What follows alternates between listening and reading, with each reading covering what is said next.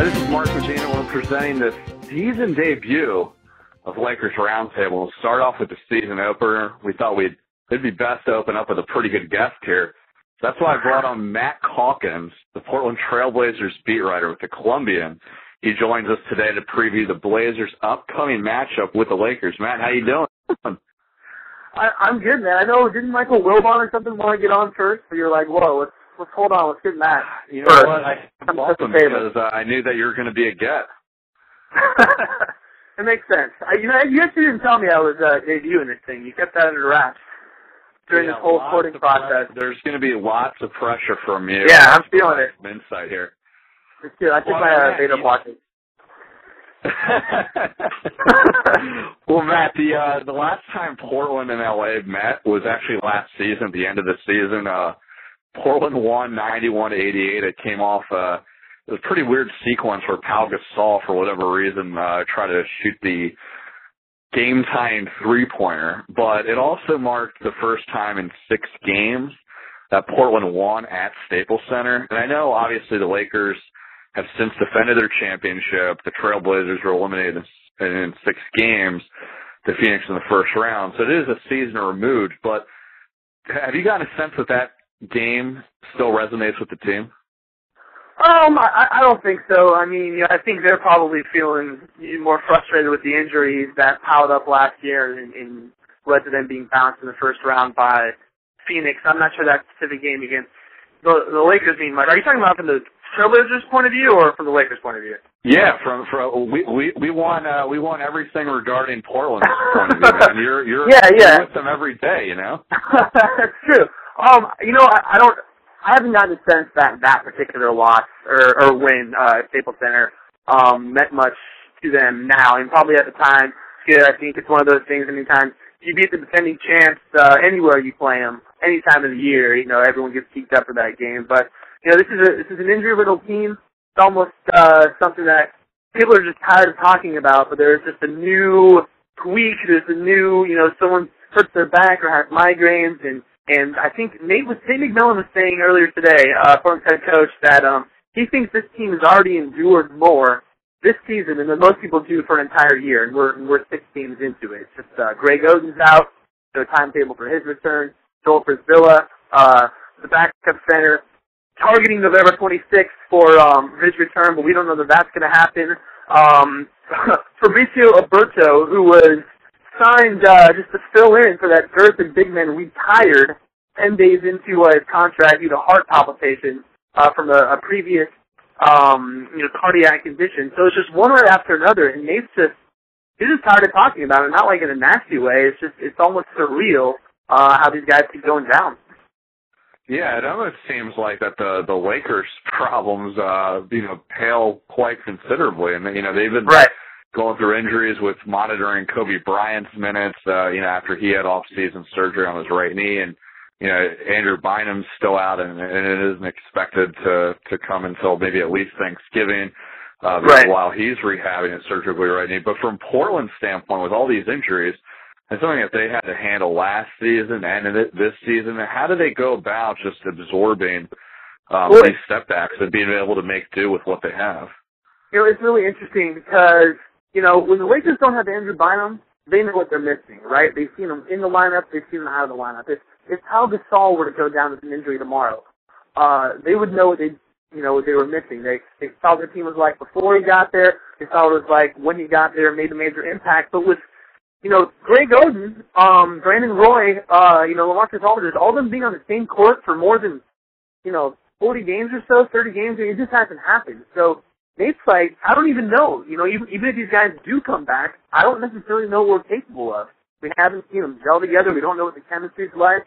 We don't know how they would feed off on each other. So what's particularly frustrating for him is trying to coach now and knowing he's going to have to make adjustments down the road and not knowing what those adjustments are going to be. You can see how that would be, just drive a coach crazy when he's trying to prepare and progress. But they're almost going to have to start over to a certain extent when Oden comes back. Assuming he does come back, there still hasn't been a timetable on it.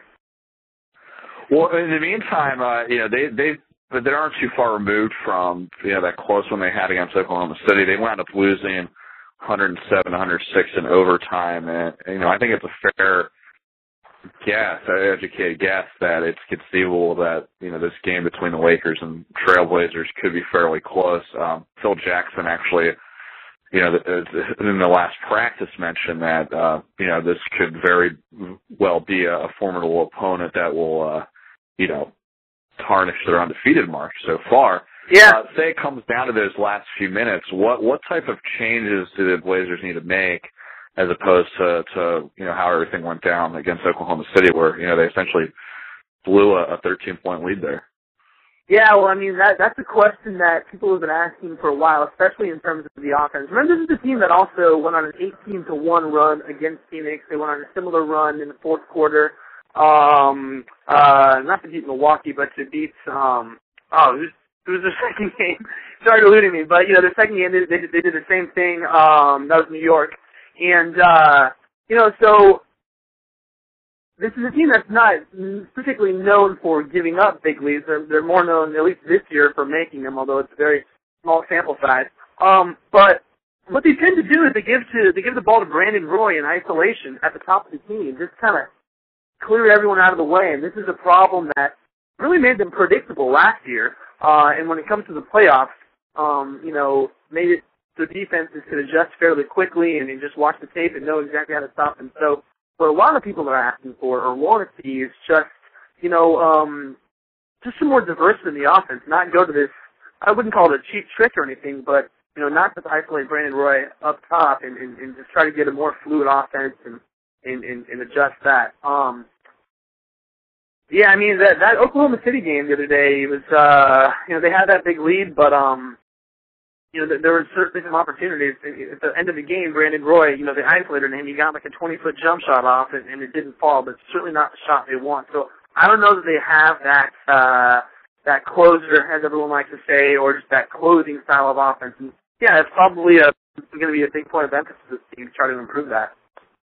Also, I don't know that I don't know that it's going to be that close against the Lakers just based on the scattering report, because what does everyone say when they talk about LA, right? They mention Kobe, but they also mention just how long they are with guys like Odom and Gasol, and considering how much Portland is hurting in the big man category. Yeah, they got Marcus Candy, but then there's LaMarcus Aldridge after that, but they're not very deep with the bigs, which would, believe me, which would get me to conclude that, LA is going to have a sizable advantage on the board. We're talking about Matt Calkins, the Trailblazers beat writer for the Columbian. You can also follow him on Twitter at Blazer Banter, and I think you already got like 1,500 followers within a few weeks. I mean, how are you pulling that off? Well, I actually started with 1,800 before I got the job. From the old guy. So you've lost 300. Trying to hang on, yeah, it's hanging on for dear life. Alrighty, well, hopefully this plug, boosts a few numbers up there. But we got to switch gears to a little bit more somber note. October 31st marked the unfortunate passing of Maurice Lucas. His fight with cancer, and obviously within Portland, he's been well remembered for his role with the 1977 championship team. I believe that there was a moment of silence last week before one of the games, as well as a video tribute. His service, I think, is planned for November 8th, if I'm not mistaken.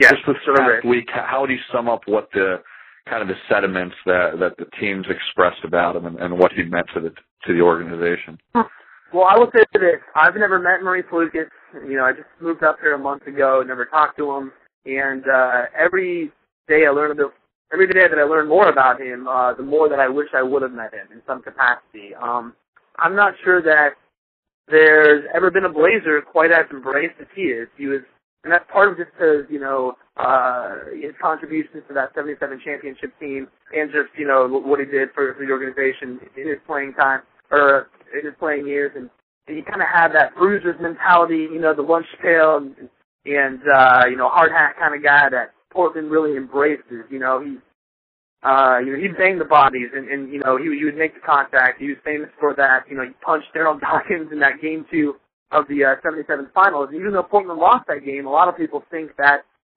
Lucas, turning that brawl, sort of swayed the psychological momentum Portland's way. But beyond that, he was just kind of a fixture in the community. He was always up in Portland, and, you know, I have coworkers who remember him in his prime just walking into a minor league baseball park, you know, by himself, no entourage, and just chit-chatting with fans, and I mean, really, how often do you see that these days? And but I think that was it. I mean, we did a little tribute in our sports section, just random sports guys on the staff that didn't cover the team that just had a memory of meeting Maurice Lucas. And how many, oh, wow. you know, what are the odds was just the 3 random people or 4 random people in a little sports department just running in, just having memories of interacting with, you know, a sports star. And I think that's more of a testament to just his ubiquity in Portland and his approachability and players who Bill Walton calls him the greatest Blazer of all time, and just the outpouring of emotion and compliments and coming from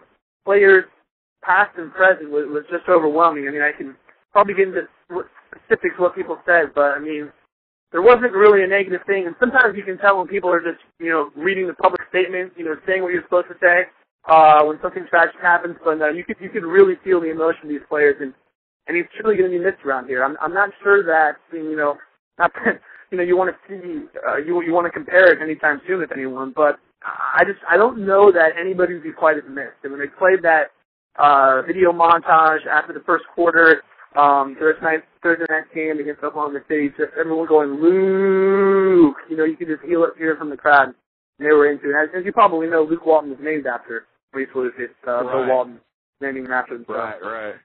You know, you just see, I mean, Jeff Pendergraft, who actually tore his ACL, and he was out for the season, just, I remember him just going on TV and just saying how much, just a little time he spent, with Maurice Lucas, and, you know, how he wished he could have spent more. And guys like Brandon and Roy who were just happy to know him, and just, you know, the influence he had on these guys, both, not just as a, you know, a basketball coach, because he was an assistant for a while, but they would talk about life, and people sort of, you just as much as a psychologist and a counselor and a friend as he was a coach, and I think that's kind of been the motif with everyone I've talked to or heard talk about him, is just how much he genuinely cared about people. Again, the service memorial is on November 8th on Monday, and the day before that on Sunday, Lakers and Trailblazers are matching up. And Matt, back to this matchup, you mentioned just some of the I guess superior skills that the Lakers have. When all things are considered, how do you see this all turning out? I mean, it's one game. You know, you never know what happens in one game. But I would say anytime the Lakers are at home against anyone, Boston, Miami, let alone Portland, they're going to have the advantage. I mean, you've seen them every day. You've seen how virtually flawless they've looked. I mean, everything is going right for them, all the way down to, you know, the new guys, Matt Barnes and Steve Blake. So I would say just inherently, no matter who the Lakers are playing at Staples, you're going to have to give them the edge. But like I said earlier, you guys very slow about the Lakers. You didn't mention Kobe. You mentioned their length.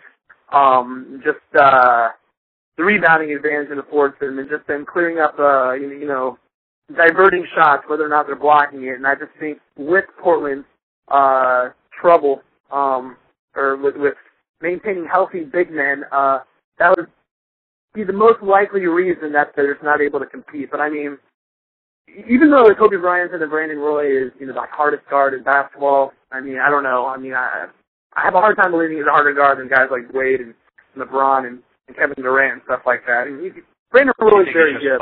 Do you think he's just buttering him up? I don't know what he's doing. I mean, you know, we heard Ron Artest say the same thing. I don't really know. You remember when Michael Jordan said, like, you know, I think Kobe's a top 10 guard. You know, it's like, yeah. Top 10 guard, like, he's top 3, probably. Everyone you know? got offended by that out here.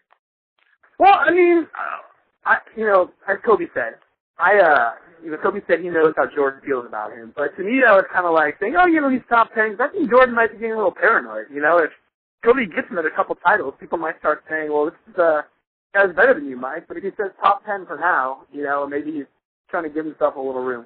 I don't know if Kobe had a similar motivation with Brandon Roy, saying, oh, he's the hardest guard, not Durant or LeBron James or the other guys that might be threatening me for the league's top dog. So I don't know. I think Kobe's pretty, you know, genuine with that stuff. But my point is that, you know, Kobe's best, you know, the Lakers' best players better than Portland's best player.